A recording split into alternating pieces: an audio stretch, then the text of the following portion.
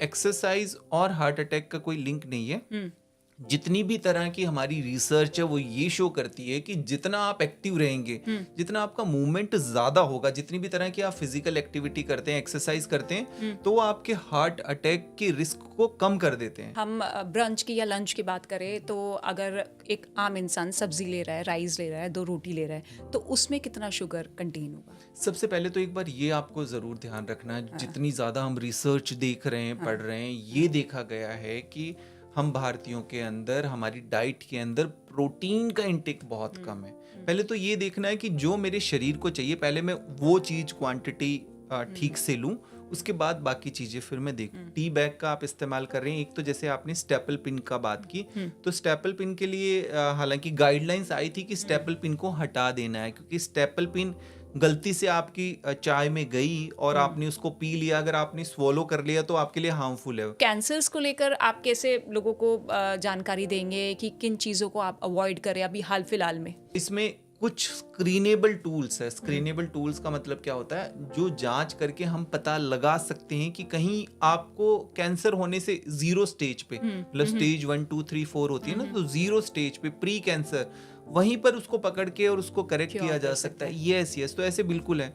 Anti ageing में दो तरह की चीजें, एक जो आपने अभी पहले भी एक सवाल पूछा कि सप्लीमेंट को लेकर लोगों को हाँ, कंफ्यूजन होती है ना, तो हाँ, सप्लीमेंट लेकर उनको लगता है कि शायद हम अच्छा अच्छा दिखेंगे। लगेगा। और तो आजकल हाँ, एडवर्टीजमेंट्स इतनी चमक धमक होती है कि यस सामने वाला यस, इंसान अट्रैक्ट हो जाता है। हाँ, तो इसमें देखिए दो हाँ, चीज है, सप्लीमेंट, एंटी एजिंग, जैसा हाँ, हम बात कर रहे हाँ, हैं, तो सप्लीमेंट कुछ तो बॉडी को रिक्वायर्ड है, माइक्रो मैक्रो की, जो हम नहीं ले रहे हैं, क्योंकि हमारा इतना ज़्यादा junk fast food package food हो गया कि जो बॉडी को एसेंशियल माइक्रो मैक्रो न्यूट्रिएंट्स चाहिए वो हम लेते ही नहीं है। तो एक तो वो कमी हो गई, तो इसलिए कुछ कुछ चीज़ें, जैसे सप्लीमेंट की बात की, तो डी या B12 कम है तो डॉक्टर से बात करके वो ले सकते हैं।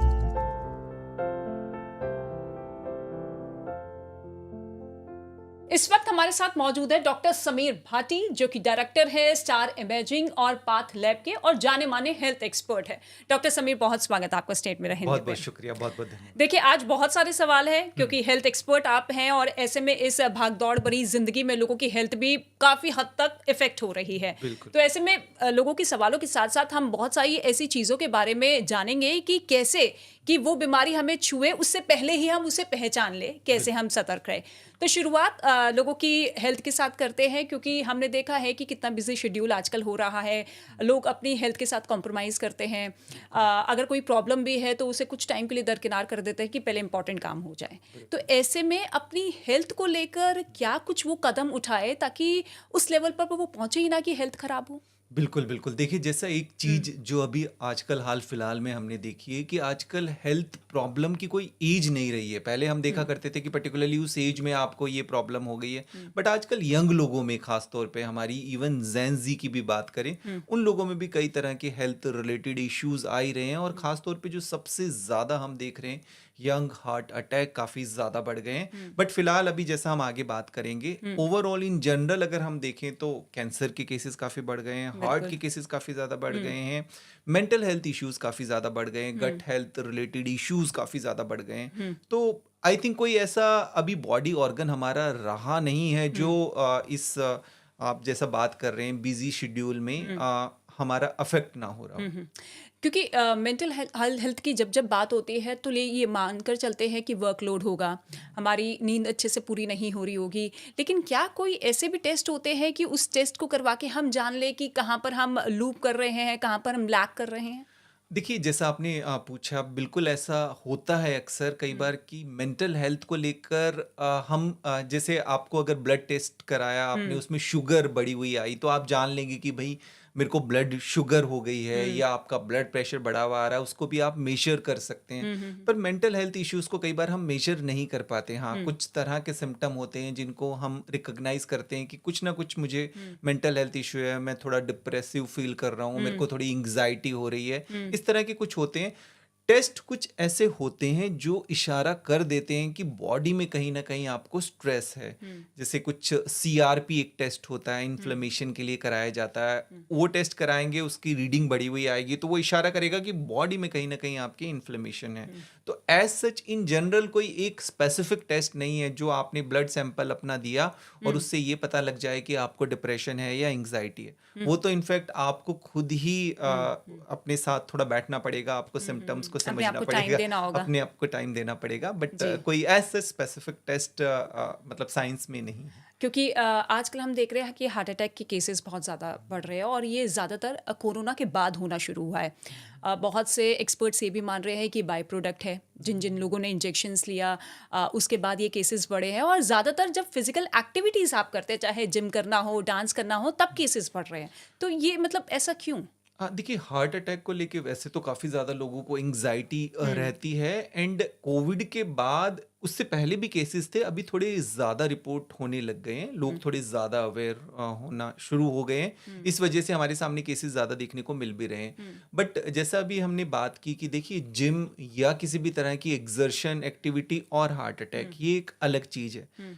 हालांकि इस चीज़ को लेकर लोग काफ़ी ज़्यादा परेशान भी रहते हैं। जैसा कई बार हम देखते भी है कि कोई डांस करते हुए या किसी भी तरह की और अदर एक्टिविटीज़, जैसे अभी फ़िलहाल में हमने लास्ट ईयर देखा कि गरबा करते हुए, रामलीला करते हुए, इस तरह के काफ़ी केसेस देखने को मिले। और जिम को लेकर तो कई तरह के केसेस देखने को मिले जिसमें आप ट्रेडमिल पर दौड़ रहे हैं और बिल्कुल। आपको हार्ट अटैक हाँ। की ऐसी शिकायत देखने को मिली। तो एक तो पहले ये समझना ज़रूरी है, देखिए एक्सरसाइज और हार्ट अटैक का कोई लिंक नहीं है। जितनी भी तरह की हमारी रिसर्च है वो ये शो करती है कि जितना आप एक्टिव रहेंगे, जितना आपका मूवमेंट ज़्यादा होगा, जितनी भी तरह की आप फिजिकल एक्टिविटी करते हैं, एक्सरसाइज करते हैं, तो वो आपके हार्ट अटैक के रिस्क को कम कर देते हैं। अब अच्छा। सवाल ये उठता है कि जिम करते हुए ही हाँ। हार्ट अटैक क्यों हो रहा है। तो देखिए पहले तो एक बार हमें ये समझना ज़रूरी है कि किसी भी तरह की ऐसी फिजिकल एक्टिविटी हम कर रहे हैं कि हम डांस कर रहे हैं या हम मैराथन दौड़ रहे हैं या फिर हम ट्रेडमिल पर ही दौड़ रहे हैं, तो पहले हमें ये देखना है कि हमारा हार्ट उसके लिए फिट है कि नहीं।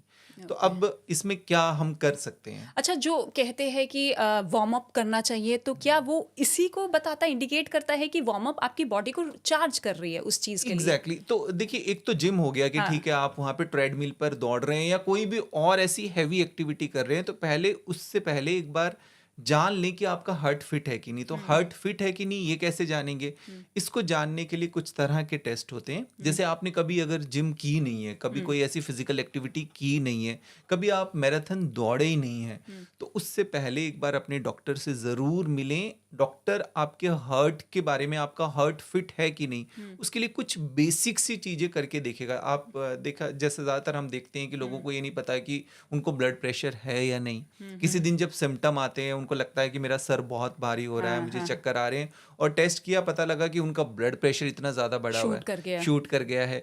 ऐसे ही कई बार शुगर का पता लगता है कि आपको पता ही नहीं कि आप प्री डायबिटिक हैं, कि आप डायबिटिक हैं, कि आप इंसुलिन रेजिस्टेंट हैं। ऐसा हमें अक्सर पता नहीं होता है। हम भी कई बार टेस्ट करते हैं। ऐसे काफ़ी सारे यंग लोग आते हैं जिनका वो अपना हेल्थ चेकअप कराने आते हैं, या इन जनरल हम कहते हैं कि एक बार एटलीस्ट अपना शुगर टेस्ट करा के देख लो, तब पता लगता है कि इतना ज़्यादा बढ़ा हुआ है। शुगर हो गया, ब्लड प्रेशर हो गया, ये कई बार कई तरह के सिम्टम आपको नहीं देते हैं। और होता क्या है अक्सर कि जब हम यंग होते हैं, यंग एज में हमारी बॉडी हर तरह की प्रॉब्लम को टॉलरेट करती रहती है। हमारी बॉडी बनी इसी तरह से है, जब तक बहुत ज़्यादा प्रॉब्लम ना हो तब तक वो कोई सिम्टम देती नहीं है। तो आप जब भी अच्छा, डॉक्टर समीर, मुझे ये बताइए कि ये जो हार्ट अटैक के केसेस शुरुआत मतलब कैसे आप देखे, कैसे आप समझ पाए कि भाई मैं उस ट्रैक पे जा रहा हूँ और वहां तक ना पहुंचने के लिए मुझे ये कदम उठाना है? तो इसमें बहुत ही एक सिंपल सी बात है। देखो पहले तो अपनी बॉडी को जानना जरूरी है। एक चीज होती है, उसमें आपने बार बार सुना होगा, रिस्क फैक्टर।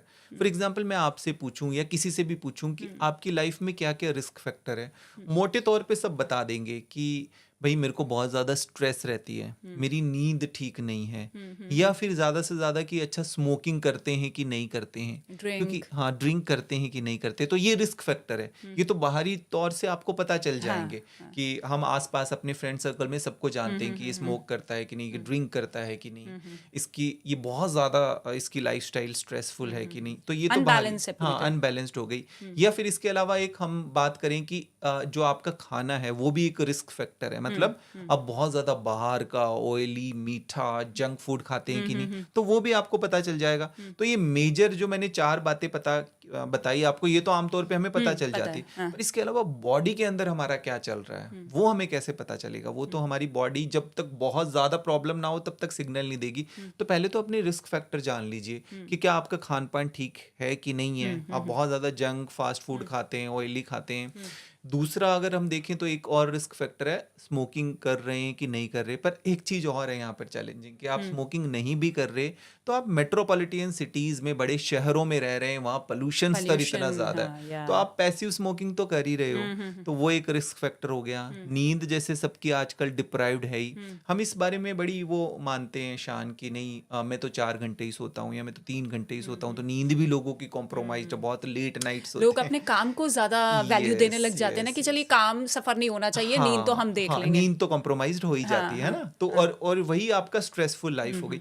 देखिए कभी कभी कोई सिचुएशन होती है, प्रेशर है, आपका वर्क प्रेशर है, तो उस टाइम आप को काम करने के लिए उस तरह से आप स्ट्रेसफुल थोड़ा क्योंकि इन रहते सब हैं। चीजों का इम्पैक्ट आपका शॉर्ट टर्म पर नजर नहीं आता, लॉन्ग टर्म पर आप देखें तो फिर बड़ी बड़ी बीमारियों को दावत दे देता है। ये हार्ट का जैसा अभी आप बात कर रहे हो ना, हार्ट अटैक का या हार्ट रिलेटेड, तो ये सारे फैक्टर कंट्रीब्यूट करते हैं हार्ट को। जो ये वाले मैंने आपको फैक्टर बताए कि आपकी नींद अगर रेगुलर डिस्टर्ब्ड रहेगी, आप स्ट्रेसफुल, फॉर एग्जाम्पल कभी आपको कोई डेडलाइन है, उस टाइम आपको वो काम करना पड़ रहा है, ठीक है, क्योंकि आप जैसे ही स्ट्रेसफुल हुए तो आपकी बॉडी के अंदर एक हार्मोन होता है कोर्टिसोल, जिसको हम कहते हैं स्ट्रेस हार्मोन।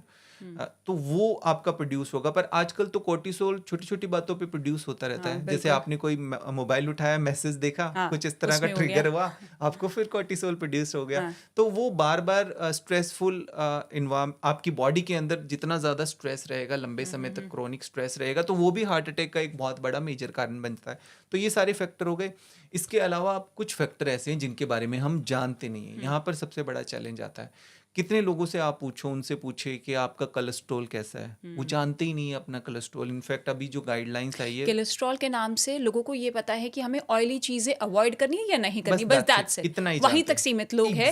मतलब इन द डेप्थ लोगों को नहीं पता। या किसी से पूछेंगे कि आपने कब अपना कोलेस्ट्रॉल टेस्ट कराया। क्योंकि ये मैं इसलिए बात कर रहा हूँ, ये एक बहुत बड़ा कारण है आपके हार्ट अटैक होने का। जो कोलेस्ट्रॉल लेवल बढ़ता है वही आपकी आर्टरीज में जमता है, प्लाक बनने का एक कारण बनता है, जो बैड कोलेस्ट्रॉल है। तो इस वजह से हमें उसको जानना जरूरी है। तो बाहर वाले फैक्टर के बारे में सब बात करेंगे कि भाई ये प्रॉब्लम है, और उसके बारे में जानेंगे भी। एक अपना कोलेस्ट्रॉल टेस्ट जरूर कराना है। दूसरा शुगर टेस्ट। शुगर में एक टेस्ट होता है HbA1c, उससे ये पता चल जाता है कि कहीं आप बॉर्डर लाइन डायबिटिक तो नहीं है। कि डायबिटीज है वो तो पता लग जाता है सबको कि ठीक है, पर आप जब बॉर्डर पे हैं वहीं आपको सतर्क होने की जरूरत है।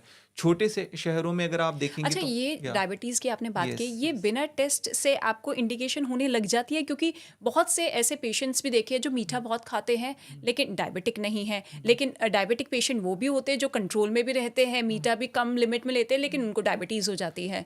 तो क्या मतलब ये मिथ है या एक्चुअली में होता है कि ज्यादा मीठा खाने से ही डायबिटीज है? तो बिल्कुल आपने जैसे सवाल पूछा, अब लोगों को ऐसा लगता है कि शायद जो मीठा खाता है उसी को डायबिटीज। ऐसा नहीं है। मीठा और डायबिटीज का ठीक है लिंक है। मीठा तो खैर इनफैक्ट ओवरऑल बॉडी को आपको अफेक्ट करेगा, हेड से लेके टो तक सभी बॉडी ऑर्गन्स को अफेक्ट करता है। आप ये देखिए, आप कुछ भी खा रहे हैं बॉडी में ग्लूकोज बन रहा है ना। आप राइस खा रहे हैं, आप चपाती खा रहे हैं, वो भी तो ग्लूकोज बन रहा है और बॉडी को एनर्जी देगा। तो मीठा अलग से खा रहे हैं हम, तो वो तो हमारे लिए, क्योंकि हम उस तरह से आजकल बर्न नहीं कर पाते, है ना। तो चाहे डायबिटीज है या नहीं है, मीठा अगर आप ज्यादा खा रहे हैं तो आपके लिए नुकसानदायक है। इनफैक्ट WHO ने हम बात करें तो अभी जो डेटा दिया था उसमें ये बताया था कि भारतीयों के अंदर एक तो मीठा बहुत ज्यादा खाते हैं, एक नमक बहुत ज्यादा खाते हैं। हाँ, सॉल्ट का इंटेक भी 3 गुना ज्यादा है। तो वो हमें ध्यान रखना है कि अगर आप हैं डायबिटिक या नहीं है, मीठा आपके लिए हार्मफुल है। मतलब आप कितना बताएंगे कि कितना इंडिकेशन होना चाहिए कि इतना आपकी बॉडी इंटेक कर सकती है उस देखिए मीठा तो आप जितना हो सके अगर अवॉइड ही करें बेहतर रहेगा। पर मतलब हम मैं इसमें इंडियंस कोई तो शायद मुश्किल है हम तो लोगों आप के लिए। खाने के साथ कुछ एक थोड़ा बहुत ले सकते अच्छा हाँ, हैं। जैसे आपने अभी जी, कहा, क्योंकि कहा ये जाता है कि अगर आप भूखे पेट मीठा खा रहे हैं तो वो मीठा सीधा आपकी बॉडी को लगता है, ठीक एग्जैक्टली है। अगर बिल्कुल। आप खाने के साथ खा रहे हैं या खाने के तुरंत बाद खा रहे हैं तो जितना इफेक्ट होना चाहिए वो शायद 50% डाउन हो जाता है। हाँ, तो उसमें आप ये कोशिश हाँ, करिए कि कम से कम आपको लेना है, हाँ, जितना हो सके क्वांटिटी उसकी कम रखिए। पर ठीक है, क्वांटिटी अगर आप थोड़ी ले भी रहे हैं ज़्यादा तो उतना फिर फिजिकल एक्टिविटी करिए। एक्टिविटी करिए। इनफैक्ट मैं आपको बताऊं कि हम कई बार तले हुए खाने की बात करते हैं कि फ्राइड खा रहे हो, जंक खा रहे हो, हार्ट अटैक उससे होता है, कोलेस्ट्रॉल ज़्यादा बढ़ता है। मीठे से ज़्यादा फैटी लीवर होता है आपको, मीठे से ज़्यादा कोलेस्ट्रॉल बनता है क्योंकि वो एक्स्ट्रा एनर्जी है आपके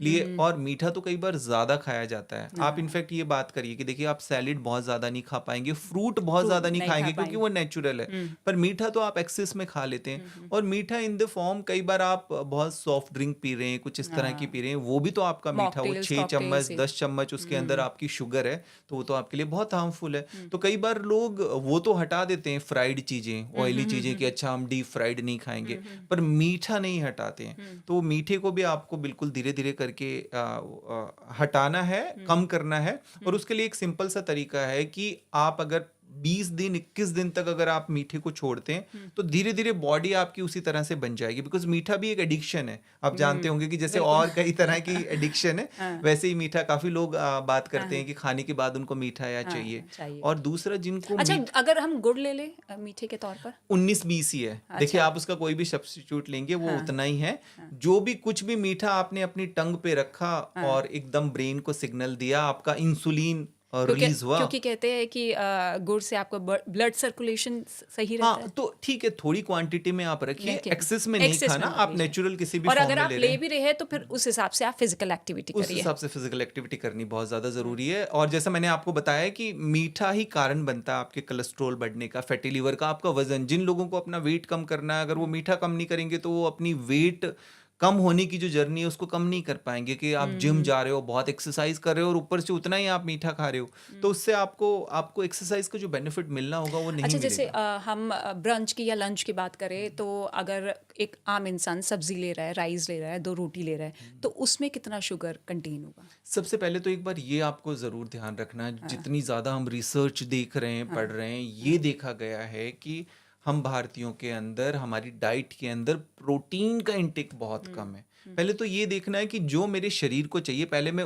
वो चीज़ क्वांटिटी ठीक से लूँ, उसके बाद बाकी चीज़ें फिर मैं देखूँ।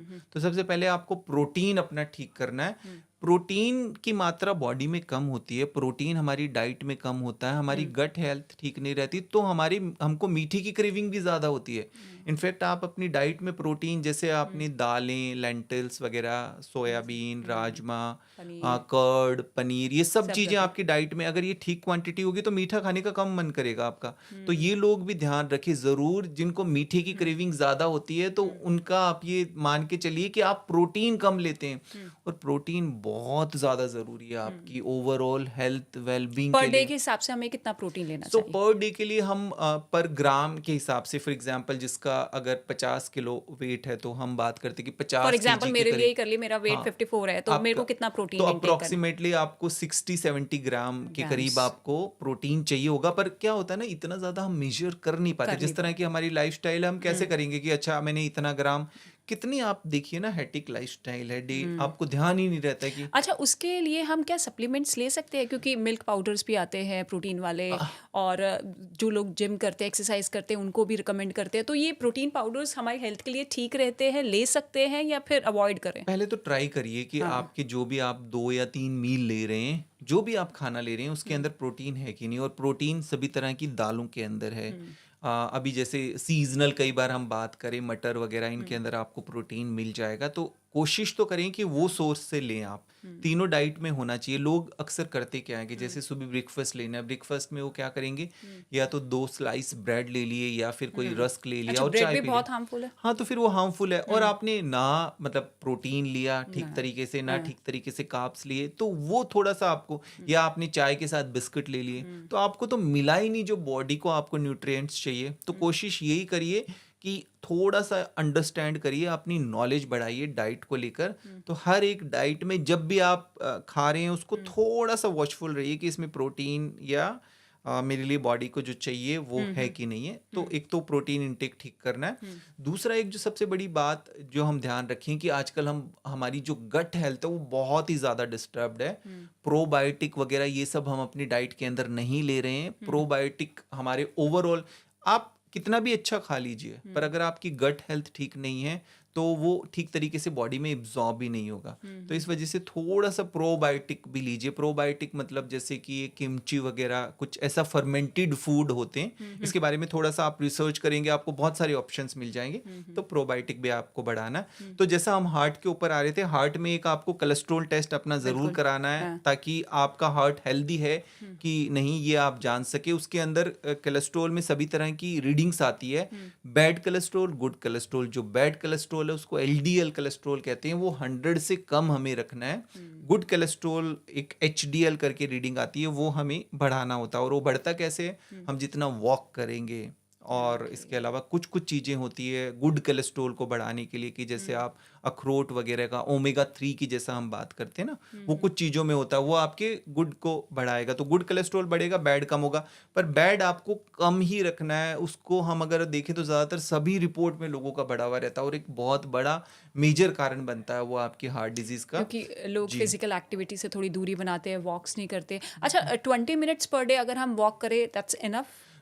आप शुरुआत करिए कि जो जैसे बिल्कुल कोई कुछ कर ही नहीं रहा तो एटलीस्ट वो 20 मिनट से शुरुआत करें। या कई बार जो लोग कहते हैं कि नहीं हमारे पास बिल्कुल टाइम ही नहीं है फिजिकल एक्टिविटीज़ का, ऑफिस डेस्क की जॉब है, पूरे टाइम बैठे रहते हैं। आजकल हम सिटिंग जॉब को भी एक स्मोकिंग की तरह बोन्स की प्रॉब्लम हो जाती है। एग्जैक्टली, बोन की प्रॉब्लम आती है। तो आप मूवमेंट रखें। सबसे बड़ी बात है कि मूव करते रहना है, कि कुछ भी आपको कोशिश करना है। अगर आपके ऑफिस के अंदर लिफ्ट का इस्तेमाल ना करें। थोड़ा पानी वगैरह पीने के लिए भी आप अपने पास पानी ना रख के कि जहाँ तक पानी के पास आपको जाना पड़े, मतलब किसी भी बहाने से आपको मूवमेंट ज़रूरी है। एक ही पोस्चर में लंबे समय तक नहीं बैठना। First thing movement. सेकंड, जितना हो सके कि आपका मूवमेंट ज़्यादा नहीं है तो कैलोरीज इनटेक कम करें। ऑफिस में कुछ भी ऐसे स्नैकिंग वगैरह ना करें कि कुछ भी फ्राइड चीज़ें आपने रखी हुई है और आप उनका इस्तेमाल करे जा रहे हैं, तो वो एक आपको अवॉइड करना है। 20 मिनट से एटलीस्ट शुरुआत तो करिए। पर एक यहाँ पे गलत फहमी लोगों को होती क्या है कि 20 मिनट की वॉक कर ली। देखिए, वॉक से ज़्यादा ज़रूरी है कि कुछ आपको स्ट्रेंथ ट्रेनिंग भी करनी है, कुछ आपको वजन भी उठाना है। आपने देखा होगा, देखिए पहले जब हम छोटे थे तो किस तरह से मार्केट में जाते थे और कुछ सामान उठा कर लेकर आते थे। हमारी लाइफस्टाइल उसी तरह की बनी आजकल हुई तो थी। ऑनलाइन ऑर्डर किया, घर पे ही सामान आ जाता है। सब कुछ ही घर पर आ जाता है। तो इस वजह से आपको वेट लिफ्टिंग ज़रूर करनी है। अगर आप वेट नहीं उठाएंगे तो आपकी मसल बहुत ज़्यादा वीक रहेंगी। और जैसा आजकल हम देखते हैं कि जॉइंट की प्रॉब्लम, जॉइंट पेन की प्रॉब्लम, बैक की प्रॉब्लम, आप ये देखेंगे कि नेक की प्रॉब्लम सबको हो गई है। क्योंकि हमेशा हम एक टेक्स्ट नेक सिंड्रोम होता है कि आप मोबाइल को ऐसे देख रहे हैं या मोबाइल पे ऐसे बात कर रहे हैं, तो आपकी बोन्स भी वीक हो रही है। तो इस वजह से वेट ज़रूर उठाना है। अभी हम देखते हैं लैब में सबसे ज़्यादा जो ओल्ड एज के, इवन 60-70s में जो लोग आते हैं वो थोड़ा सा स्लिप होते हैं और उनकी बोन फ्रैक्चर हो जाती है क्योंकि बोन्स बहुत ज़्यादा वीक है। तो हमें वॉक करनी है। वॉक करने के साथ साथ कुछ भी ऐसा करना है कि हमें वजन ज़रूर उठाना। आप अपने रूम के अंदर रखिए, कहीं भी रखिए कुछ थोड़े वेट, और धीरे धीरे थोड़ा सा वेट भी ज़रूर आपको उठाना है। इसलिए हम जिम जाने के लिए कहते हैं कि वहाँ पे सभी तरह की एक्सरसाइज हो जाती है।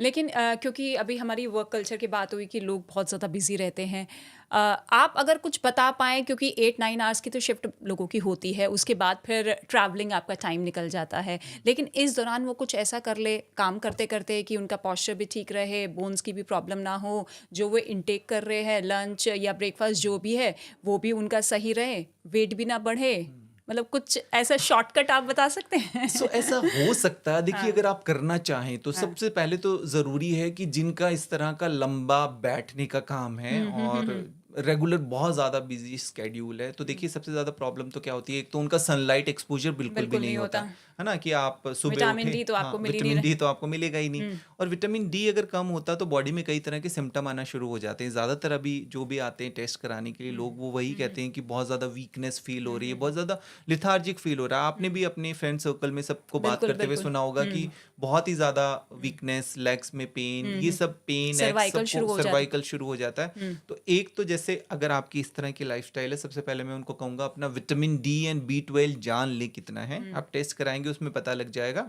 और विटामिन डी या B12 कम होगा तो वो आपकी बोन हेल्थ के लिए ठीक नहीं है, क्योंकि आप सनलाइट एक्सपोजर ले नहीं रहे। इनफैक्ट कई लोग बात करते हैं कि नहीं हम जो फील्ड वाले लोग हैं वो कहते हैं कि नहीं हम तो धूप में ही घूमते रहते हैं। पर देखिए धूप में भी घूम रहे हैं पर आपको विटामिन डी नहीं मिल रहा है, क्योंकि पोल्यूशन लेवल इतना ज़्यादा है। तो जो एक्चुअल में हम लोगों को विटामिन डी चाहिए होता है वो हमारी बॉडी में उस तरह से एब्जॉर्ब नहीं होता। तो अगर विटामिन डी लेवल कम है आपका, ज़्यादातर हम टेस्ट करते हैं किसी का 10 मिलेगा, किसी का 12, जो कि बहुत बहुत कम है। मिनिमम हमें 30 से 40 विटामिन डी लेवल हमारा होना चाहिए।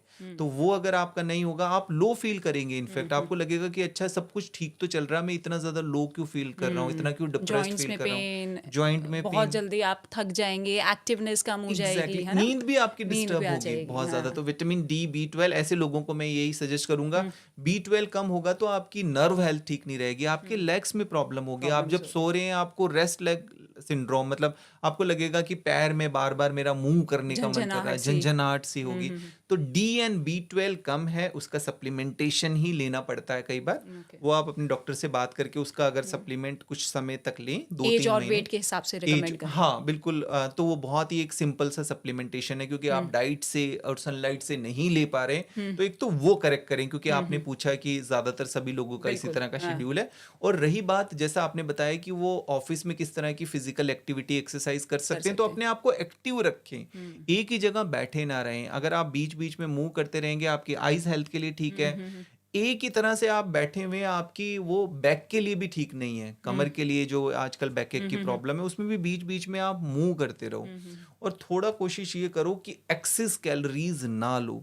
कई बार आप बस ये देखो कि मेरे ऑफिस में जो मैं स्नैक्स यूज कर रहा हूँ वो हेल्दी है कि नहीं। तो कोशिश करें घर से लेकर आए।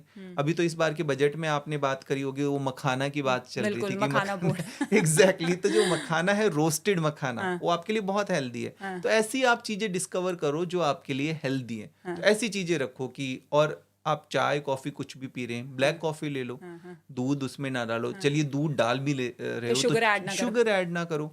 और अपने ऑफिस में, अपनी गाड़ी में, अपनी ड्रॉज में कुछ भी मीठी चीजें ऐसी ना रखो। कई बार हम होता है कि चॉकलेट रख ली, मिठाई रख ली, वो आप रखोगे तो आप चॉकलेट खाओगे। से मुझे याद आया, क्योंकि कहा यह जाता है जिसका बीपी लो हो तो वो चॉकलेट खा ले, टॉफी खा ले, क्योर हो जाएगा, आपका लेवल में आ जाएगा। ये मिथ है। नहीं वो जिस टाइम आपका देखिए शुगर डाउन हो गई तो उस टाइम मीठा ले लिया, या आपका बीपी डाउन है तो उस टाइम हाँ तो वो ले सकते हैं, हाँ वो ले सकते हैं।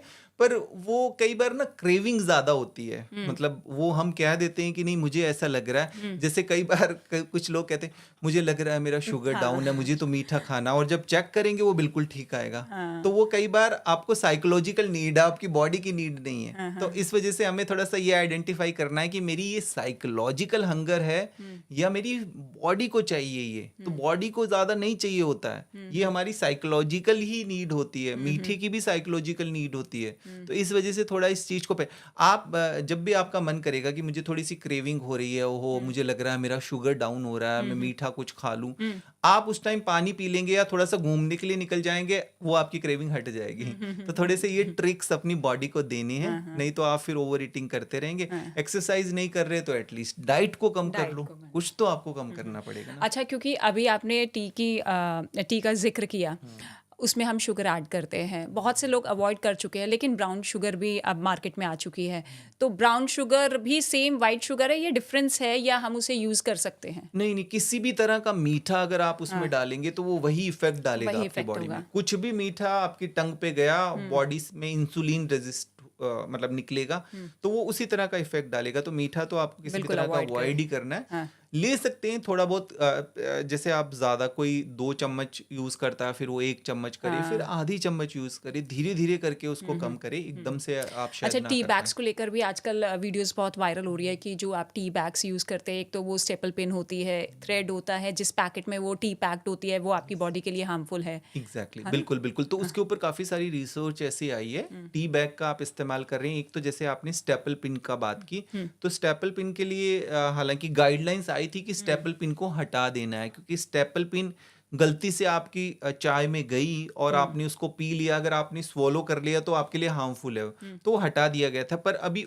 ऑनलाइन अगर आप ऑर्डर करते हो तो उसमें वो लगी हुई होती है, तो थोड़ा वो आपको ध्यान रखना है। और वैसे दूसरी जो रिसर्च आई थी उसमें कि आप वो जो टी बैग है उसको डिप कर रहे हो चाय में, गर्म पानी में आप डिप कर रहे हो उसको, तो गर्म पानी में फिर क्या होता है कि उसके अंदर कई तरह के माइक्रोप्लास्टिक्स होते हैं, तो माइक्रोप्लास्टिक भी आप एब्जॉर्ब कर रहे हो। तो इसमें बेहतर तो ये रहेगा कि टी बैग को आप खोल लें, खोलने के बाद गर्म पानी में डाल के उसकी चाय बनाएं, फिर उसको आप अच्छे से फिल्टर करके फिर पिएं, तो वो एक बेहतर विकल्प रहेगा। तो इसमें तो अभी मैं दर्शकों को यही कहना चाहूँगा कि बेहतर तो ठीक है। और क्योंकि आजकल कैंसर पे बहुत ज़्यादा आप देख रहे होंगे न्यूज़ में, हर किसी को कैंसर हो रहा है, हालांकि पता नहीं चल पाया है कि कैंसर आखिर होता कैसे है, कहाँ से इसकी शुरुआत हुई है।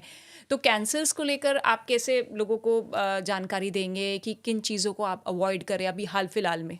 देखिए, ज़्यादातर अभी लोग आते हैं, कई बार कहते हैं कि नहीं मैं तो बाहर का भी नहीं खाता और बहुत अपना ध्यान रखता हूँ, फिर भी क्यों एक्ट्रेसेस के कैंसर। ज़्यादातर मामले आए हैं, बॉलीवुड से मामले हाँ, आए आपने हैं। काफ़ी सुना होगा इस तरह हाँ। के। तो देखिए, सबसे ज़्यादा कैंसर की जो हम बात करते हैं, कैंसर प्रिवेंशन की जो बात करते हैं, इसमें सबसे ज़्यादा ज़रूरी है कि जितना हो सके अर्ली डिटेक्शन पे काम करना होता है। अर्ली डिटेक्शन का मतलब क्या है कि जितना जल्दी हम उसको पकड़ पाएं। अब कैंसर में अक्सर होता क्या है, लक्षण आते नहीं है, तो जब तक लक्षण आते हैं जब तक बहुत देर हो चुकी होती है। तो इसमें कुछ स्क्रीनेबल टूल्स है। स्क्रीनेबल टूल्स का मतलब क्या होता है, जो जांच करके हम पता लगा सकते हैं कि कहीं आपको कैंसर होने से जीरो स्टेज पे, मतलब स्टेज 1 2 3 4 होती है ना, तो जीरो स्टेज पे प्री कैंसर, वहीं पर उसको पकड़ के और उसको करेक्ट किया जा सकता है। यस यस, तो ऐसे बिल्कुल है। तो सबसे पहले हमें ये देखना है कि देखिए, कैंसर सबसे ज्यादा जो भारत में देखे जाते हैं, हम फीमेल से बात करते हैं, महिलाओं की बात करते हैं, महिलाओं के अंदर सबसे ज्यादा सर्वाइकल कैंसर, ब्रेस्ट कैंसर देखा जाता है। इनफैक्ट लास्ट बजट में भी आपने देखा होगा कि बात करी गई थी कि सर्वाइकल कैंसर के लिए जो वैक्सीन है वो अब गवर्नमेंट हॉस्पिटल्स में और सभी जगह पर उपलब्ध होगी सर्वाइकल कैंसर के लिए, जो कि 9 से 14 साल की बच्चियों के लिए। तो एक तो जो भी पेरेंट्स सुन रहे हैं वो ये ध्यान रखें कि सर्वाइकल कैंसर जो कि भारत में सबसे ज्यादा बढ़ रहा है, उसके लिए हमारे पास वैक्सीन उपलब्ध है। अगर आपके बच्चे की उम्र 9 से 14 साल के बीच में है तो उनको सर्वाइकल कैंसर की एचपीवी वैक्सीन आप लगवा सकते हैं। इसके बाद भी आप लगवा सकते हैं, डोजेज में थोड़ा फर्क होता है। अप टू 45 साल की उम्र तक वो वैक्सीन लग जाती है, जो कि सर्वाइकल कैंसर को प्रिवेंट करती है, होने से रोकती है। तो यही एक वैक्सीन है जो कि कैंसर के लिए बनी हुई है। इसके अलावा भारत के अंदर सबसे ज्यादा ब्रेस्ट कैंसर बहुत ही ज्यादा बढ़ रहे हैं, क्योंकि ब्रेस्ट कैंसर के लिए भी बात करें तो एक लाइफस्टाइल में जैसा हमारा चेंज काफी ज्यादा आ गया, बड़ा मेजर रिस्क फैक्टर है। ब्रेस्ट कैंसर के लिए देखिए, एक सिंपल सा टेस्ट होता है मेमोग्राफी, जो कि एक तरह का एक्सरे है। तो वो आपकी एज जब आप 40s में पहुंचते हैं तो सबको एक वो मेमोग्राफी नामक टेस्ट करा लेना चाहिए, जिससे आप ब्रेस्ट कैंसर है कि नहीं है अर्ली स्टेज पर पता कर सकते हैं। और दूसरा एक सेल्फ ब्रेस्ट एग्जामिनेशन, जिसके कई तरह के वीडियो ट्यूटोरियल्स यूट्यूब पर उपलब्ध है, तो वो सब देखकर आप चेक कर सकते हैं। तो ये मेमोग्राफी जो टेस्ट आपने बताया आफ्टर 40s बताया, और 40s से पहले? हाँ, सो 40s से पहले भी अल्ट्रासाउंड होता है ब्रेस्ट का, बट 40s में शुरू होता है। बट उससे पहले आप सेल्फ ब्रेस्ट एग्जामिनेशन, जो कि जिसका मैंने आपको जिक्र किया कि उसके कई तरह के वीडियोस अवेलेबल हैं यूट्यूब पे, उनको देखकर आप सेल्फ ब्रेस्ट एग्जामिनेशन जरूर करना। और वहां पर आपको किसी भी तरह का डाउट लगता है, किसी भी तरह की गिल्टी, कोई गांठ ऐसी महसूस होती है, तो उसके लिए फिर वो टेस्ट पहले भी कराया जा सकता है। बट अदरवाइज 35-40s में आप कराते हैं, या जिनको फैमिली हिस्ट्री है कि जिनकी मदर को या फैमिली में कोई और को कैंसर की हिस्ट्री रही है, तो उनको 40 से पहले भी कराने की जरूरत पड़ सकती है। तो फीमेल्स में सर्वाइकल कैंसर, ब्रेस्ट कैंसर, ये इसका मामले काफ़ी ज़्यादा है, इसके लिए आप स्क्रीनिंग करा सकते हैं। मेल्स के देखें तो लंग के कैंसर काफ़ी ज़्यादा बढ़ रहे हैं, तो उसके लिए अगर जो स्मोकिंग करता है तो वो अपना एक लोअर डोज सिटी स्कैन ज़रूर करा लें, उससे पता लग जाता है अर्ली स्टेज के अंदर आपके कैंसर है कि नहीं है। वो LD-CT scan, low dose CT scan हम कहते हैं, वो पता लगा सकते हैं। जो लोग बहुत ज़्यादा तंबाकू का इस्तेमाल करते हैं, उनमें ओरल कैंसर काफ़ी ज़्यादा बढ़ रहा है। तो ओरल कैंसर के लिए ज़रूरी है, जो तंबाकू लेते हैं वो लोग किसी भी डेंटिस्ट या ईएनटी डॉक्टर के पास जाके एक अपना ओरल एग्जामिनेशन ज़रूर कर सकते हैं, या आजकल ओरल सेल्फ एग्जामिनेशन भी हो सकता है, उसके लिए भी कुछ इस तरह के ट्यूटोरियल्स अवेलेबल है। तो अपना अगर कहीं भी किसी भी तरह का अल्सर जो ठीक नहीं हो रहा, ऐसे कुछ सिम्टम्स होते हैं, उनको इग्नोर ना करें, तो उन लोगों के लिए अपने ओरल एग्जामिनेशन कराना बहुत ज़्यादा मतलब ज़रूरी है। बेसिकली आपकी लाइफस्टाइल से ही ये कनेक्टेड ये है। लाइफस्टाइल से कनेक्टेड है, बट मैं इसके साथ साथ ये भी बता रहा हूँ कि क्योंकि हम जैसा देखते हैं ज़्यादातर लोग लेट आते हैं, लेट तो आते हैं। अगर है भी ऐसा कुछ और अर्ली स्टेज में आप पकड़ लोगे तो वो ठीक हो जाएगा। जाएगा। इसलिए हम बात करते हैं। और एक 45 से ज़्यादा उम्र के जो पुरुष हैं, मेल्स हैं, उनके लिए प्रोस्टेट के लिए जांच होती है, जिसको पीएसए ब्लड टेस्ट कहते हैं, तो वो एक ज़रूर करा लें। देखिए, ये बार बार हम इसलिए कह रहे हैं कि आप जब भी अपना हेल्थ चेकअप कराएं, कभी कराएं, तो राइट टेस्ट कराना ज़रूरी है, ताकि राइट आप टेस्ट। बीमारी को सही समय पर रहते हुए उसको पकड़ सकें। बट देखिए, कारणों के बारे में तो सबको पता ही है बिल्कुल। कि कारण लाइफस्टाइल है, बट कारण के लिए सबसे ज़्यादा हमें ज़रूरी है कि हम किस तरह का उनको सोल्यूशन दे सकें। तो इन ये वाले काफ़ी सारे टेस्ट उपलब्ध है जो आपको समय रहते हुए कराने चाहिए। और दूसरा, एक सब लोगों को अपना ब्लड शुगर या HbA1c टेस्ट ज़रूर कराना चाहिए। ब्लड प्रेशर ज़रूर मॉनिटर करना चाहिए, क्योंकि स्ट्रोक के केसेस इतने ज़्यादा बढ़ रहे हैं, ब्रेन स्ट्रोक के केसेस। क्योंकि ये सुनने में आपको बहुत इजी वर्ड्स लगते हैं, लेकिन बीमारी इतनी खतरनाक है कि लोगों के लिए जानलेवा। हमेशा देखिए, पूरी लाइफ आप पैरालाइज्ड हो गए, Paralyzed तो आपके लिए तो फिर एकदम ही 360 डिग्री आपकी लाइफ चेंज हो गई। और एक सिंपल सा ब्लड टेस्ट, और ब्लड टेस्ट में आपने देखिए सुना भी होगा अपनी कलीग्स में, हाँ मुझे रहता है कभी कभी, अच्छा दवाई तो मैं नहीं खा रहा, या कभी खा लेते हैं जब होता है। ये सबसे बड़ी गलती होती है। तो पहले तो अपना ब्लड प्रेशर ठीक से चेक कराइए, 2-3 बार आप चेक करिए। अगर बढ़ा हुआ आ रहा है, अगर आपके डॉक्टर ने बोला है दवाई, तो आपको दवाई लेनी है, फिर उसको मेजर ज़रूर करना है। क्योंकि ब्लड प्रेशर और आपका, जो मैंने शुगर की बात की, ये बहुत बड़ा कारण है आपके हार्ट अटैक का, ये बहुत बड़ा कारण है आपकी किडनी डिजीज़ का। तो ये चीज़ें आपको बहुत, और क्योंकि आजकल स्टोन्स की प्रॉब्लम बहुत ज़्यादा आ रही है, और ख़ास तौर पे बच्चों पे। हालांकि डॉक्टर्स इंजरीज़ के लिए बोलते हैं, फिर उस स्टोन्स को निकाल देते हैं, कुछ ये दावा करते हैं कि मेडिसिन के ज़रिए डिज़ोल्व हो जाएगी।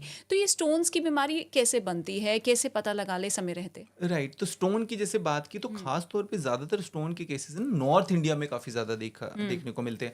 आप उत्तर प्रदेश, बिहार, इनफैक्ट दिल्ली, एनसीआर, यहाँ पर स्टोन के केसेस बहुत ही देखने को मिलते हैं। स्टोन में भी देखिए, आपके या तो किडनी स्टोन काफ़ी ज़्यादा, या गॉल ब्लैडर स्टोन भी काफ़ी ज़्यादा देखने को मिलते निकालना हैं। भी पड़ जाता है। एग्जैक्टली, तो निकालना पड़ता है उसके अंदर। तो इसलिए किडनी स्टोन कई बार तो साइलेंट होते हैं, पता भी नहीं होता किडनी के अंदर स्टोन है, आपको कोई सिम्टम नहीं है, पर वो स्टोन अटक जाता है आपकी यूरेटर के अंदर।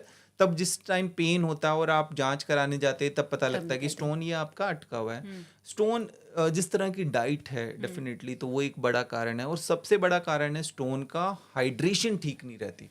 हम पानी ठीक से नहीं पीते हैं। तो एक तो लिक्विड इनटेक आपका ठीक से रहना चाहिए, मौसम के अकॉर्डिंगली हम पानी पीते हैं। अगर हम अंदर बैठे हैं, एसी चल रहा है, तो हमारी बॉडी उतनी, हमें लगेगा प्यास नहीं लग रही, हम पानी नहीं पी रहे हैं। तो एक तो सबसे पहले मैं इसमें बताऊंगा कि अपना हाइड्रेशन का, पानी का आप ठीक से ध्यान रखें।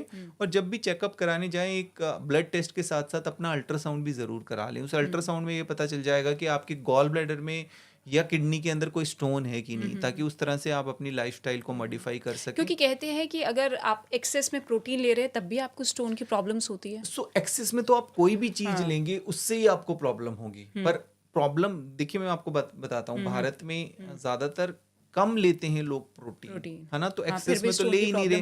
हाँ, तो वो कई बार हो सकता है, कई रीजन हो सकते हैं उसके अंदर, एक्सटर्नल फैक्टर भी होते हैं, डाइट भी एक फैक्टर होती है।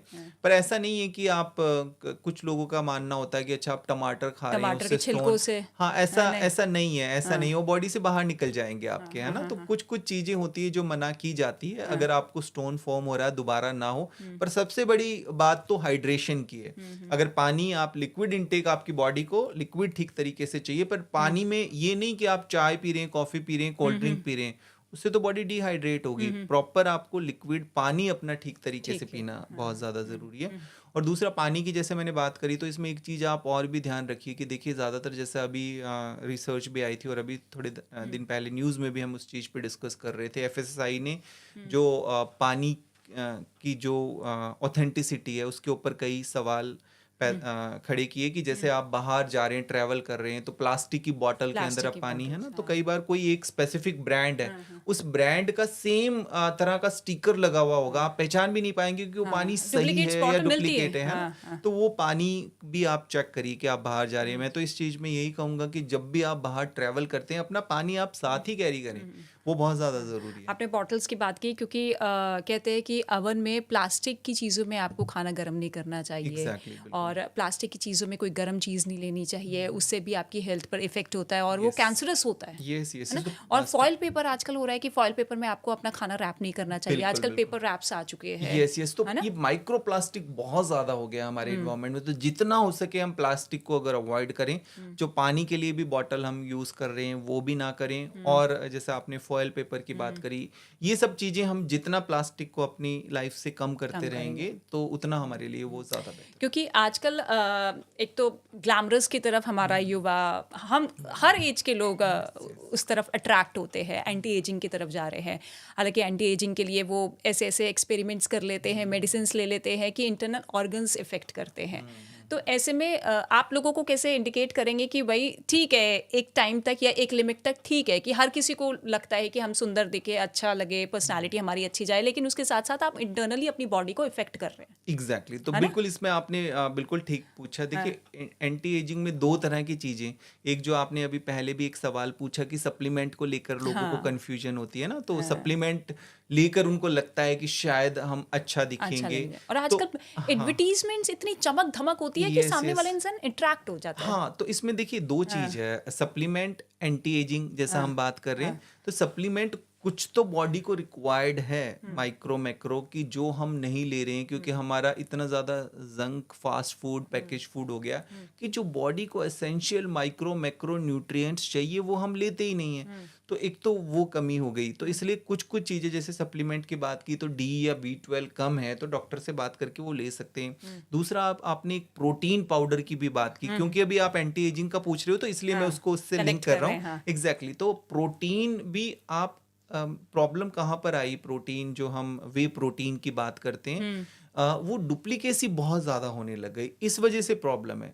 प्रोटीन तो बॉडी को चाहिए ही आपको, अगर आप नहीं ले पा रहे हैं पूरा अपनी डाइट के सोर्स के अंदर और आप एक स्कूप प्रोटीन ले रहे हैं तो ठीक है, वो आपके लिए कोई नुकसानदायक नहीं है, पर सिर्फ ये देखना है कि उसका सोर्स ठीक होना चाहिए, वो ठीक तरीके से, हाँ सर्टिफाइड पैकेजिंग वगैरह वो ठीक रखें तो वो आप ले सकते हैं। बाकी कुछ अगर विटामिन वगैरह की, फॉर एग्जांपल जैसे फीमेल्स में आयरन की कमी बहुत ज़्यादा मिलती है, तो अगर आपके डॉक्टर आपको आयरन सप्लीमेंटेशन दे रहे हैं क्योंकि जो हेयर की प्रॉब्लम हो रही है और सब हो रही है तो इसी वजह से हो रही है ना आयरन डेफिशिएंसी, तो आपके डॉक्टर बता रहे हैं तो आप ले सकते हैं वो वाला, उतने ही समय तक लेना है उसको, फिर बहुत ज़्यादा एक्सेस में नहीं लेना। तो ये एक आपको चीज़ का ध्यान रखना है। दूसरा एक चीज इसमें सबसे ज्यादा जो आपने एंटी एजिंग का पूछा कि देखिए एक एज होती है हमारी क्रोनोलॉजिकल एज कि जो भी 20-30 साल आपकी उम्र है, और एक बायोलॉजिकल एज भी आपके ऑर्गन की एज कितनी है। तो कई बार ये देखा जाता है कि जब हम जांच करते हैं कि अगर किसी की उम्र 40 साल है और उसका हम टेस्ट करके देखेंगे, कुछ इस तरह के टेस्ट होते हैं जिसके आपके आर्टरीज की उम्र का पता लगता है, उनके आर्टरीज ऐसे लगेगा कि वो किसी 50 साल की, मतलब 10 साल का फर्क है, क्योंकि हमने बॉडी को इतना ज्यादा केमिकल से एक्सपोज किया है, हमारी लाइफस्टाइल ओवरऑल। आप बाहर से तो देखिए अच्छे दिख रहे हैं, दिखने में ठीक है, बट आपके इंटरनली ऑर्गन आपके कैसे हैं तो वो भी एक काफी ज्यादा, तो इसलिए बहुत ज्यादा जरूरी है कि ठीक है बाहर हम अच्छा दिखने के लिए जो भी काम कर रहे हैं, जैसे कि आप फिटनेस की बात करें या हेल्दी होने की बात करें, तो फिट तो रहना ही रहना, पर हेल्दी भी तो रहना जरूरी है ना। तो हेल्थ पे अगर आप ध्यान रहेंगे तो आप फिट भी रहेंगे। जैसे आपने कई सेलिब्रिटीज का देखा, अभी आप हार्ट अटैक की बात कर रहे थे कि कितने सारे हमारे सेलिब्रिटीज हैं जो फिट दिख रहे थे बट उनको हार्ट अटैक हुआ, है ना, हार्ट अटैक हुआ, कैंसर हुआ, मेंटल डिप्रेशन। एग्जैक्टली तो इसी तरह से हमें अपने अंदर की जो हमारे ऑर्गन की एज है वो भी तो ठीक रहनी चाहिए ना। आजकल जैसे हम टेस्ट करते हैं उसमें कैल्शियम स्कोरिंग हम कहते हैं, हार्ट में ये पता लग जाता है हार्ट की वेसल्स में कैल्शियम जमा हो रहा है, तो ये कम उम्र में ऐसी कई प्रॉब्लम होना शुरू हो गया। तो मैं यही कहना चाहूंगा दर्शकों को कि देखिए फिटनेस पे तो ध्यान देना ही देना है, फिटनेस के साथ साथ आपको हेल्दी रहना भी बहुत ज़्यादा ज़रूरी है। लोग बहुत ज़्यादा इस चीज़ को लेके पोसेसिव रहते हैं कि मेरा वज़न बढ़ रहा है, मेरा वेट बहुत ज़्यादा बढ़ रहा है। देखिए, वेट से ज़्यादा ज़रूरी है कि आप फिट हैं कि नहीं, वो इम्पोर्टेंट है। आपने देखा होगा इंडियंस के अंदर मतलब बेली फैट ज़्यादा होता बहुत है, ज्यादा होता है। एब्डोमिनल फैट हाँ। ज़्यादा होता है। और दूसरा, अगर वैसा भी आप कहेंगे, किसी से भी बात करेंगे, नहीं ये जो भी स्लिम है उसके लिए बात करेंगे, नहीं ये तो फिट है। देखिए, स्लिम होना और फिट होने में भी तो फर्क है ना, कि वो स्लिम है बट उसके बॉडी के अंदर फैट कितना है। तो फैट भी हमें देखना है ओवरऑल। ज्यादातर हम क्योंकि लोगों में इस सवाल पे मैं आऊंगी, क्योंकि ज़्यादातर लोगों के यही सवाल है कि चलिए ऊपर से लेकर नीचे तक हमारा फैट रिड्यूस हो जाता है, लेग्स का मान लो, आर्म्स का ले लो, लेकिन लोअर फैट हमारा कम नहीं होता या है। तो एग्जैक्टली। उसके लिए क्या किया जाए? तो जो बेली फैट है, एब्डोमिनल फैट है, आपने देखा होगा ज्यादातर। इनफैक्ट अभी दिल्ली एनसीआर में भी एक स्टडी हुई थी, उसमें पाया गया था कि जो भारतीय, खासतौर पे इधर के लिए भी बात की थी, ओवरऑल भी अगर हम बात करें इंडिया की, तो बेली फैट काफी ज्यादा रहता है, एब्डोमिनल फैट काफी ज्यादा रहता है। तो ये मान के चलिए कि जो एब्डोमिनल फैट है वो भी उतना ही ज्यादा खतरनाक है अगर आपका वजन ओवरऑल ज्यादा है। Okay. वो भी उतने ही रिस्क फैक्टर देगा आपकी लिवर, किडनी, सबके लिए वो नुकसानदायक है। आपके हार्ट के लिए भी वो नुकसानदायक है। तो सबसे ज्यादा जिन लोगों का भी एब्डोमिनल फैट ज्यादा है, पेट निकला हुआ है, ध्यान रखिए उस चीज को, तो उसको आपको कम करना। और उसके लिए बस वही सिंपल से रूल है, आपको अपनी डाइट का ध्यान रखना डाइट है, का। खास तौर पे रात के खाने में। क्योंकि कई बार हम लेट नाइट घर पहुंचते हैं, उस टाइम हमारा खाना कंजप्शन काफी ज्यादा होता है और उसके बाद हम सो जाते हैं। तो रात के खाने को आपको कम करना है, मीठा आपको कम करना है अगर आप अच्छा, एब्डोमिनल इसके लिए फैट लोगों ने कम। फास्टिंग शुरू कर दी है लंबे लंबे आवर्स के लिए। कोई आप मील नहीं ले रहे हैं, देन उसके बाद आप मील ले रहे हैं, जैसे 16 आवर्स का आपने गैप दिया, 8 आवर्स में आपने मील ले ली, तो वो ठीक है हमारी बॉडी के लिए? फास्टिंग हमारी बॉडी के लिए अच्छा रहता है, आप जितना गैप करेंगे अच्छा है। पर देखिए, आपने ये कोशिश करा है कि मैं 16 घंटे नहीं खा रहा, पर उसके बाद जितने भी घंटे, 6 घंटे, 8 घंटे में सब चीज खा रहा सब हूँ, चीज मैं खा रहा हूँ। ऑयली भी खा रहा हूँ, फ्राइड भी खा रहा हूँ, मीठा भी खा रहा हूँ, तो उसका तो कोई फायदा नहीं होगा ना। अच्छा, हाँ। तो आप फास्टिंग कर रहे हैं, पर ये भी ध्यान रखिए कि जिस विंडो में जितना आप खा रहे हैं, एटलीस्ट वो आपका हेल्दी होना चाहिए। तो बार बार इसी चीज पे मैं बात करूंगा कि आप जितना हो सके मीठा, फ्राइड चीजें, पैकेज्ड चीजें जितना कम करेंगे उतना ज्यादा बेटर है। और जितना मूवमेंट आप बढ़ाएंगे उतना ज्यादा आपके लिए बेटर है। अच्छा, जिन लेडीज़ का जैसे सी सेक्शन हुआ है प्रेगनेंसी में, उनका लोअर फैट कम नहीं होता है, एक्सरसाइज भी कर लेती हैं, बहुत सारा हेल्थ पे भी ध्यान ले लेती है, तो ये अगर नहीं कम हो रहा है तो ये तब भी इफेक्ट करेगा? हाँ, तो इसमें देखिए कुछ चीजें होती है कि कई बार थायराइड की प्रॉब्लम बहुत ज्यादा कॉमन होती है। तो आपका अगर थायराइड बढ़ा हुआ, थायराइड अगर आपका आ रहा है, तो कई बार उसमें भी आप वजन कम करने की जर्नी पे चल रहे हैं, तो वो शायद आपको उतने रिजल्ट ना मिले। तो एक अपना थायराइड टेस्ट जरूर करा लें। और अगर थायराइड ठीक नहीं आ रहा, तो मेडिकेशन के जरिए कैसे भी उसको आप करेक्ट करें, तो फिर आपका वेट अपना आप रिड्यूस कर सकते हैं, कम कर सकते हैं। ये तो सारी हमारी डाइट की बात हो गई कि हमें सुबह से लेकर रात तक किस तरीके से अपने डाइट पे ध्यान देना चाहिए। लेकिन मेंटल डिप्रेशन की अगर बात की, क्योंकि मेंटली तौर पर लोग फिट नहीं रहते, और जिसकी वजह से बहुत सारी चीज़ें, यही जो तमाम बीमारियां हम बात कर रहे हैं, ये उसी वजह से होती है, क्योंकि रूट उसका मेंटल डिप्रेशन ही है। तो मेंटल डिप्रेशन के लिए कितना समय हम निकालें ताकि पूरा दिन भी अच्छा रहे, इन सब बीमारियों से हम दूर भी रहें, तो क्या बताएं? तो देखिए, मेंटल हेल्थ ठीक रखने के लिए अगर एक चीज पूछे, तो सबसे पहले अपनी नींद को आप जरूर करेक्ट करो। लेकिन वो तो बहुत ही ज़्यादा हाँ, डिप्राइव्ड तो है। वही वही ज्यादा स्लीप हाँ। डिप्राइव्ड है, क्योंकि नींद हम बहुत ज्यादा अपनी कॉम्प्रोमाइज करते हैं। कई लोग कहते हैं कि नहीं मैं तो सोता हूँ काफी, बट वो क्वालिटी स्लीप है कि नहीं। तो सबसे ज्यादा तो अगर हम देखें नींद, इनफैक्ट मैं आपको बताऊंगा कि जो रोड ट्रैफिक एक्सीडेंट है उसका भी बहुत बड़ा कारण है आपकी नींद ठीक नहीं है, आप स्लीप डिप्राइव्ड है। आपने देखा होगा लोगों का कि फ्लाइट में जैसे ही हम बैठ रहे हैं, बैठते ही हम लोगों को नींद आ नींद गई, आ मतलब जाती हमारी है। नींद कम नहीं है, बैठे बैठे हमें नींद आने लग जाती है। तो इसका मतलब स्लीप डिप्रिवेशन है, हम रात को ठीक तरीके से नहीं सो रहे हैं, बहुत लेट नाइट तक हम सोते हैं, और उसके बाद तो सुबह ऑफिस आना होता है, तो सब लोगों का उसी तरह का अच्छा, शेड्यूल क्योंकि रहता है। आपने नींद की बात की, तो कैसे हमें पता चलेगा कि हम एक हेल्थफुल नींद ले रहे हैं? क्योंकि डॉक्टर्स ये भी कहते हैं कि ये जो आपकी बॉडी है उसी नींद में चार्ज भी होती है, जो आप ऑक्सीजन ले रहे हैं वो आपके ऑर्गन्स के अंदर जाती है, सर्कुलेशन होता है, तभी आप सुबह के लिए पूरी तरीके से फिट होते हैं। तो अगर उस पैटर्न में हम नहीं सो रहे हैं तो कैसे पता चलेगा हाँ हमें? बिल्कुल। तो देखिए, एक तो नींद ठीक नहीं है, तो हाँ। आप वैसे तो लक्षणों के जरिए जान ही जाएंगे। आप बहुत ज्यादा लिथार्जिक, वीक फील कर रहे हैं, आप बहुत ज्यादा इरिटेबल फील कर रहे हैं, आपकी गट हेल्थ ठीक नहीं है, आपका स्टमक डिस्टर्ब्ड है बहुत बहुत ज़्यादा, अगर आपकी नींद ठीक नहीं है तो ओवरऑल बॉडी के हर ऑर्गन से आपकी नींद अफेक्ट हो रही है। मेंटल हेल्थ की क्यों, जैसे आपने बात की थी, मेंटल हेल्थ भी आपकी नींद से अफेक्टेड है। एक जो आपने बात किया कि पता कैसे करें, तो ठीक है, आजकल इसके लिए कुछ वेरिएबल्स हैं कि आप स्मार्ट वॉचेस वगैरह इस तरह की कुछ आती है जिनके जरिए आप ट्रैक कर सकते हैं कि पूरी नाइट में जब भी आप सो रहे थे तो आपकी नींद का पैटर्न कैसा रहा, कितनी बार आपकी उसमें हार्ट रेट कैसी रही, तो वो ओवरऑल उसमें भी आप मेजर कर सकते हैं। पर कुछ लोग हैं जिनको स्नोरिंग वगैरह की प्रॉब्लम बहुत ज़्यादा होती है, खराटे बहुत ज़्यादा लेते हैं, उन लोगों के अंदर ऑब्स्ट्रक्टिव स्लीप एपनिया नामक एक बीमारी होती है, वो हो सकती है, वो भी एक बहुत बड़ा कारण बनता है हार्ट अटैक का। कुछ सेलिब्रिटीज वगैरह में ये देखा गया था। तो sleep apnoea, obstructive sleep apnoea जानने के लिए कि कहीं आपकी नींद में ऐसी कोई रुकावट तो नहीं है, आप चाहे 8 घंटे 10 घंटे सो रहे हैं बट आप स्नोरिंग कर रहे हैं, तो इसका मतलब कहीं ना कोई ऑब्स्ट्रक्शन है जिसकी वजह से आपकी नींद ठीक नहीं हो पा रही है। क्योंकि स्नोरिंग को लेकर तो ये भी कहा जाता है कि बहुत गहरी नींद में है। हाँ, तो वो गलत फहमी है, हमारी गलत है कि अगर आप स्नोर कर रहे हैं और बीच में एकदम अचानक से आप फिर उठ जाते हैं तो वो आपकी बॉडी को ऑक्सीजन ठीक से नहीं मिल रही, आपकी ब्रेन को ऑक्सीजन ठीक से नहीं मिल रही। तो स्लीप, ऑब्स्ट्रक्टिव स्लीप एपनिया बहुत सारा अनडायग्नोस्ड रहता है, इसके बारे में हम बात नहीं करते। ये हार्ट अटैक का, स्ट्रोक का कारण बनता है काफ़ी ज़्यादा। इनफैक्ट आप अगले दिन लिथार्जिक, वीक फील करते हैं, आपका ब्लड प्रेशर ठीक नहीं हो रहा, कई लोग कहते हैं कि हम दवाइयाँ ले रहे हैं पर ठीक नहीं हो रहे, तो वो अगर स्नोरिंग करते हैं तो अपना जांच करा लें। एक स्लीप स्टडी नामक एक टेस्ट होता है जिसके जरिए ये पता लग जाता है कि कहीं आपको ऑब्स्ट्रक्टिव स्लीप एपनिया है कि नहीं। अगर वो है तो वो करेक्ट हो जाता है, उसके लिए ट्रीटमेंट अवेलेबल है। तो इसलिए इस तरह के सिम्टम्स को आपको बिल्कुल इग्नोर नहीं करना, और ऐसे केसेस भारत में काफ़ी ज़्यादा।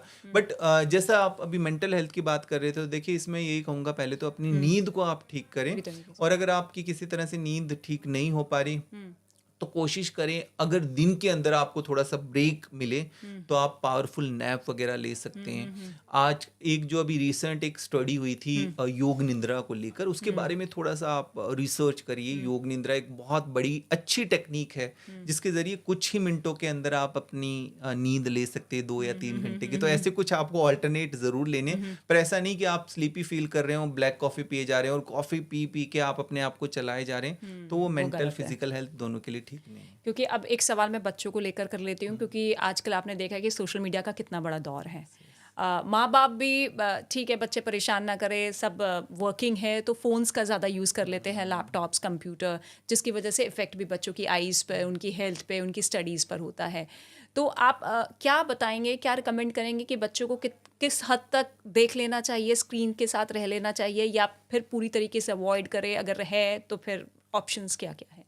देखिए, इसमें हम यही बताना चाहेंगे, ज़्यादातर कई बार बच्चे तो पेरेंट्स को ही कॉपी करते हैं। तो बच्चों के लिए तो मैं नहीं कहूँगा, मैं तो पेरेंट्स को एग्जैक्टली, तो शुरुआत पेरेंट्स को ही करनी है। जैसा पेरेंट्स चाहते हैं बच्चों के अंदर हैबिट डालना, बच्चे भी वैसा ही कॉपी करेंगे। तो पेरेंट्स का ओवरऑल अगर स्क्रीन टाइम कम रहेगा तो बच्चे भी धीरे धीरे उनको कॉपी करेंगे।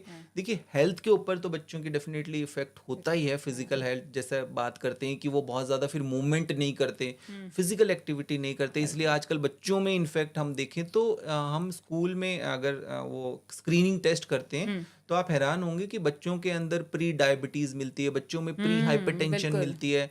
आजकल देख रहे हैं आप, बच्चे भी ओबीस होते जा रहे हैं, हो रहे हैं, ओबेसिटी के केसेस बच्चों में। वो तो होगा। देखिए, 15 साल की उम्र में अगर उनको बॉर्डर लाइन, उनका ब्लड प्रेशर बढ़ा हुआ है, उनको बॉर्डर लाइन डायबिटीज है, तो 25 तक तो पहुंचते पहुंचते डायबिटीज, हाइपरटेंशन ये हो ही जाएगा। तो डेफिनेटली एक तो फिजिकल एक्सर्शन, उनको फिजिकल एक्टिविटीज में इन्वॉल्व करना, किसी भी तरह की डांस उनको पसंद है, अगर जिम में भी वो जुम्बा वगैरह, साइकिलिंग वगैरह, कुछ भी ऐसी फिजिकल एक्टिविटी में उनको ज़रूर डालना है। स्क्रीन टाइम कम करना है क्योंकि आइज़ के ऊपर तो डेफिनेटली उसका स्ट्रेन पड़ता है। और जैसा आजकल हम देखें भी, बच्चों के अंदर भी कई तरह की, आपने देखा होगा, जो डिजिटल इश्यूज बढ़ गए हैं, सेक्सटॉर्शन और ये सब चीज़ें बढ़ गई कई है। देशों ने तो बैन लगा दिया, एज लिमिट कर दी है। वो एज लिमिट कर दी। तो वो चीज़ आप जब तक ध्यान नहीं रखेंगे, बच्चे को वो बताना समझाना ज़रूरी है ताकि वो बता पाए। देखिए, हेल्थ इफेक्ट तो मैंने आपको बता ही दिया, पर जो डिजिटली ये कई तरह के क्राइम बढ़ गए हैं, ये बहुत ज़्यादा, और ये बच्चे फिर छुपाते हैं, बात नहीं करते इस बारे में। तो इसके लिए पेरेंट्स को वॉचफुल रहना बहुत ज़्यादा ज़रूरी अच्छा, है। और जो बच्चों को सप्लीमेंट्स दिए जाते हैं जैसे गमीज आजकल चल गई है, वो चॉकलेट्स के तौर पर आपको प्रोटीन के लिए बच्चों के मिल्क में मिला दिया जाता है, तो वो ठीक है, मतलब दे सकते हैं? नहीं, एक तो सोर्स ठीक से कर लें, और हाँ। कई बार क्या होता है हम पढ़ते नहीं है उसके अंदर क्या क्या चीज़ें हैं। कई बार अगर उसके अंदर शुगर कंटेंट बहुत ज़्यादा है तो वो तो फिर बच्चे के लिए नुकसानदायक है, हार्मफुल है। तो बच्चे को भी जितना हो सके, अभी एक अवॉइड करें। ICMR की गाइडलाइंस आई थी, बिल्कुल उसमें डाइटरी पैटर्न पूरा बच्चों का दिया हुआ है कि बच्चे के लिए भी क्या क्या, किस तरह का प्रोटीन भी उसको उतना ही चाहिए और सभी तरह के बाकी और मिनरल्स भी चाहिए। सप्लीमेंट अगर डॉक्टर सजेस्ट करता है, उनके उस हिसाब से। पेडिट्रिशियन सजेस्ट करे तभी लें, अपने आप से कोई भी सेल्फ सप्लीमेंटेशन वगैरह ये सब बच्चे को ना दें। अच्छा, जैसे न्यू बॉर्न बेबी है तो कहते हैं कि 2 साल तक उनको कोई शुगर, कोई सॉल्ट नहीं देना चाहिए, ताकि उनकी बॉडी आगे अच्छे से रहे, तो ये ठीक है? यस, ये बिल्कुल ठीक है। तो आप अपने एक बार पेडिट्रिशियन जैसे जैसे वो रिकमेंड करता है उसी तरह से, क्योंकि बच्चों को लेकर कई बार पेरेंट्स को रहता है कि नहीं कुछ खाता नहीं है, कुछ खाता खाएगा नहीं, तो ठीक होगा, और वो कई तरह के फिर सप्लीमेंट लेकर आते हैं, पैकेज्ड चीजें लेकर आते हैं। तो देखिए, बच्चा सबकी अपनी अपनी तरह की फिजिकल, सब बच्चे डिफरेंट होते हैं, तो आपको ओवर ईटिंग उसको नहीं करानी, कोई भी इस तरह की चीज नहीं देनी जो उसके लिए ठीक नहीं है। जैसा पेडिट्रिशियन एज के अकॉर्डिंग क्योंकि आजकल होता है ना कि फोन सामने लगा दिया जाता है, बच्चा इस बहाने खा ले बस। वो तो सबसे गलत तो है। जैसे हम दिखा के अगर बच्चे को खाना खिला रहे हैं तो वो खाना बॉडी में लग रहा है, क्योंकि कहा यह जाता है कि मेंटली तौर पर तो वो वहां पर एंगेज्ड है, तो इस तरीके से च्यू नहीं कर रहा, उस तरीके से वो सॉरो नहीं कर रहा। उसका, क्योंकि वो उसको इन्वॉल्व नहीं हो रहा हाँ, ना, हाँ। और उस तरह के जो बॉडी के अंदर कई बार हम जब भी खाना खा रहे हैं, टंग पर रख रहे हैं, तो उस तरह के तभी से हमारी बॉडी, मतलब मुंह से ही वो डाइजेस्ट होना शुरू हो जाता है, और बॉडी फिर उसके बाद स्टमक में कुछ हमारे जूसेस भी प्रोड्यूस होते हैं। तो अगर उसका ध्यान उस तरफ है तो डेफिनेटली वो डाइजेशन तो ठीक से होगा ही नहीं। तभी बच्चों में भी आजकल इतने ज्यादा डाइजेस्टिव इश्यूज बढ़ गए हैं, या तो वो अंडर न्यूट्रिशन, उनको ठीक से नहीं मिल पा रहा, एब्जॉर्प्शन उनका ठीक से नहीं हो पा रहा। तो डेफिनेटली अगर उसका ध्यान उस तरफ है तो फिर वो खाने को, माइंडफुल ईटिंग जो हम कहते हैं वो नहीं होगी, और शुरू से उसकी हैबिट ऐसी ही बन जाएगी। तो इनफैक्ट आजकल अभी जो जेनजी जो मोबाइल के साथ ही पैदा हुए हैं बच्चे, आपने देखा होगा कि उनके अंदर इस तरह के काफ़ी ज़्यादा हेल्थ इश्यूज बहुत ज़्यादा बढ़ ही रहे हैं। और इनफैक्ट अगर वो बुक्स को लेकर भी कुछ भी चीज़, तो उसको भी वो जूम करने की कोशिश करेंगे, क्योंकि वो उतने ज़्यादा उनको हैबिट हो चुकी है उस चीज़ की। तो इस वजह से बहुत ज़्यादा ज़रूरी है। और इसमें एक चीज़ सबसे ज़्यादा पेरेंट्स को मैं ये कहूँगा कि अगर वो फिजिकली एक्टिव रहेंगे, जो पेरेंट्स खुद बाहर वॉक करने जाते हैं या जिम करते हैं, तो बच्चे भी जाते हैं, बच्चे उनको कॉपी करते हैं। तो इस वजह से पेरेंट्स को ही बच्चों का रोल मॉडल बनना है। तो यानी कि डॉक्टर समीर, कुल मिलाकर जितनी भी हमारी डिस्कशन हुआ है उसका ग्राउंड यही है कि आप अपने लाइफस्टाइल को ठीक रखिए, आप अपनी डाइट को ठीक रखिए, आप वर्क करते रहिए, फिजिकल एक्टिविटीज़ में एंगेज रहिए, और जैसा आप करेंगे वैसे ही आपके बच्चे आपको फॉलो करेंगे। हाँ, तो बिल्कुल क्रक्स इसका कंक्लूजन देखो यही निकलता है कि जिस भी तरह की लाइफस्टाइल है, उसी तरह की, अगर किसी का मतलब बहुत ज़्यादा बिजी स्केड्यूल है, उस बिजी स्केड्यूल में ही आपको इस तरह की आदतें अपनानी है कि आप बहुत ज़्यादा अपने टाइम टू टाइम टेस्ट करवाते रहिए। हाँ, body। टेस्ट कराना, जैसे कैंसर की बात करी और जैसे हार्ट डिजीज काफ़ी ज़्यादा बढ़ रही है, तो इसको समय रहते हुए डिटेक्ट करने के लिए बहुत ज़्यादा ज़रूरी है कि कुछ आप स्क्रीनिंग जो मैंने आपको बताया, मेल फीमेल, वो आप समय रहते हुए कराते रहिए, ताकि कोई बीमारी अगर बॉडी के अंदर डेवलप हो भी रही है तो आप उसको टाइम से पकड़ के आप उसको करेक्ट कर सकते हैं। क्योंकि टेस्ट कराने के नाम पे सब लोग ऐसे कहते हैं कि कुछ निकल गया तो क्या होगा, तो ये एक बहुत बड़ी गलत, डर और समय के बीच में उलझे रहते हैं। एग्जैक्टली, ये गलत बात है कि अगर कुछ भी निकल गया तो समय रहते हुए आप उसको करेक्ट कर सकते हैं। तो यही चीज़ अगर आप ध्यान रखेंगे तो काफ़ी हद तक, क्योंकि अगर आप फिजिकली फिट हैं, आप इमोशनली फिट हैं, आप मेंटली फिट हैं, तभी आपका करियर ग्रो होगा, तभी आपके रिलेशनशिप ठीक रहेंगे। तो इस वजह से मैं यंग लोगों को खास तौर पे यही कहना चाहूँगा। इनफैक्ट हमारे पास जितने एल्डरली आते हैं उनके टेस्ट रिपोर्ट्स ठीक रहते हैं, पर यंग लोगों के अंदर सभी तरह की प्रॉब्लम्स बहुत ज़्यादा बढ़ रही है। तो बस छोटी छोटी चीज़ें करनी है जिससे आप अपने आप को physically, mentally, emotionally, socially fit और हेल्दी रख सकते हैं। चलिए, बहुत शुक्रिया डॉक्टर समीर भाटी, और उम्मीद करती हूँ कि जितने भी सारे सवाल थे उन सभी सवालों के जवाब आपने दिए होंगे, और लोगों की जो भी कन्फ्यूजन छोटी से लेकर बड़ी बीमारी को लेकर होगी, वो कन्फ्यूजन भी इस पॉडकास्ट के जरिए दूर हो गई होगी। Thank you so much. Thank you so much. शुक्रिया।